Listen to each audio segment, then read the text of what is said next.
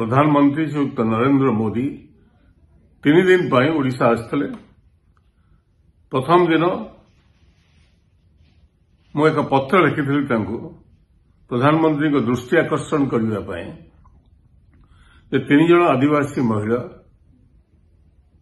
खाद्य न पाई मृत्युवरण करिसंती आंब टाकुआ खाई एवं ए प्रकार एक मर्मन्तुद घटना समग्र देश में चहल पकई।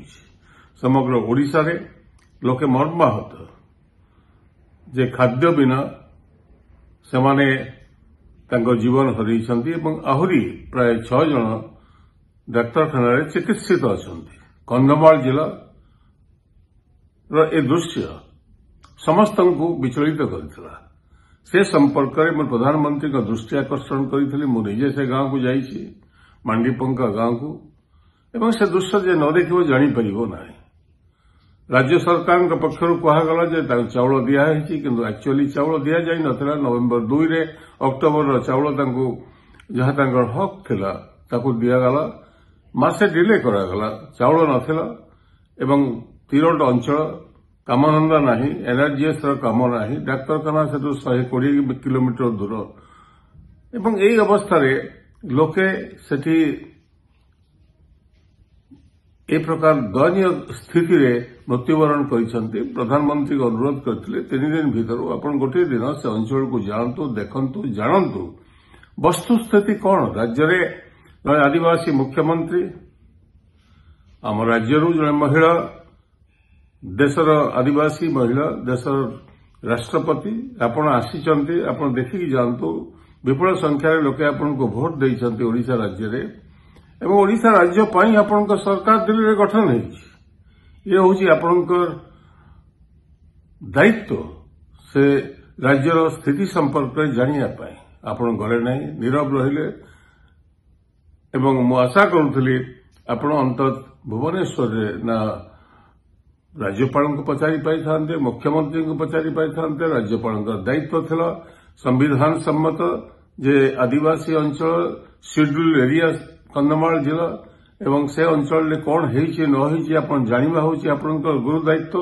आपण डीजी पुलिस डीजी सम्मेलन में व्यस्त रहिले, स्वाभाविक डीजी सम्मेलन हो आपण आसंतु एवं गहली चहली लागू, सेतरे काहरी आपत्ति नहीं। आपत्ति मोर एतिकी जे मौलिक समस्या संपर्क करे आपण जदि दृष्टि देई थांते लोके आपण को आहुरी बाहबा देई थांते। प्रधानमंत्री को मु आज आउ एक पत्र लिखिछि ईस्ट कोस्ट रेलवे जोन संपर्क करे। ईस्ट कोस्ट रेलवे जोन प्रतिष्ठा होइतला 1996 मसीह एचडी देवेगौड़ा प्रधानमंत्री थांती। मु सेतबेले पार्लियामेंट्री अफेयर्स मंत्री थाए, रामविलास पासवान रेल विभाग मंत्री थांती। एक प्रस्ताव आसला ए 4टी नुआ रेलवे जोन प्रतिष्ठा हो समग्र देश में एवं सेतबेले मु प्रस्ताव देइथिली जे Odisha Madhya east Coast railway zone प्रतिष्ठा हो। कैबिनेट सेतबेले अप्रूव करथिले, प्रतिष्ठा हला। वालटियर डिवीजन, खोर्धा रोड डिवीजन एवं संबलपुर डिवीजन को नहीं ओडिशा रे प्रतिष्ठा हला ईस्ट कोस्ट रेलवे जोन 1996 मसीह एवं से जोन आज पर्यंत भारतर एक नंबर जोन ने परिणत होइछि। कारण प्रति वर्ष East Coast railway zone Indian Railway को प्राय 25 ରୁ 30 हजार कोटी टंका लाभ दौछि। अन्य कौन जोन ए प्रकार स्थिति नहांती एवं ओडिशा 1 नंबर होइकि प्रति वर्ष चलीछि। एवं निष्पत्ति होइछि जे ईस्ट कोस्ट रेलवे जोन रो मोस्ट इंपोर्टेंट डिवीजन होछि वालटियर डिवीजन। से वालटियर डिवीजन को आंध्र प्रदेश एक नुआ जोन प्रतिष्ठा करागला केंद्र सरकार द्वारा एवं से zone South Coast railway zone हिसाब रे नामकरण करागला एवं तार शुभ तार कार्य आरंभ करा जाइछि एवं सेतरे वालटियर डिवीजन को मिसै दिया जाइछि। जार परिणाम हबो जे entire East Coast railway zone जे 1 नंबर थिला से 10 नंबर के आहुरी तळु को खसी जिवो एवं प्राय एक प्रकार से पंगु हे जिवो। से संपर्क में बार बार चिठी लिखिछि प्रधानमंत्री को, रेल मंत्री को।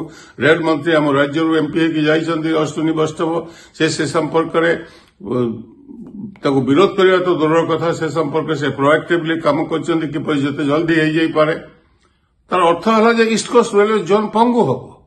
हां, जतबे आंध्र प्रदेश रिऑर्गनाइजेशन बिल पार्लियामेंट रे पास होइतला सेतबे गोटे कथा केवल कुआ होइतला जे एग्जामिन करा जिवो जे होदर आउ गोटे जोन प्रतिष्ठा करा जाई परिबो कि नहीं कहा जाई नथला जे वाल्टियर डिवीजन को लेकी मिसई दिया जीव नुआ रेलवे जोन हेले कोठी आंध्र प्रदेश से तो दुईटा डिवीजन ऑलरेडी अच्छी सिकंदराबाद रे आंध्र जोन भीतर एवं आंध्र प्रदेश से जोन प्रतिष्ठा हो कार आपत्ति नहीं किंतु वाल्टियर डिवीजन को कहीं नियाजिबो से जोन भीतर को जा फल अन्य पटे एक जोन ओडिशार जे ओडिशार विकास से सबुठ बड़ एक अस्त्र है कहीं पंगु कराऊँ से संपर्क में प्रश्न रखिली प्रधानमंत्री को जेहेतु से भुवनेश्वर अच्छी एवं ए संपर्क से दृष्टि देवे एवं जो विचार जो निष्पत्ति नहीं से निष्पत्ति को बदल बीजेपी पक्षर एक रिएक्शन आसला ऑफिशियली जे श्रीकांत जेना पेटी पॉलिटिक्स कथा उठे भंगु करा ईस्ट कोस्ट रेलवे जोन को तार प्रतिवाद करवा कौन पेटी पॉलिटिक्स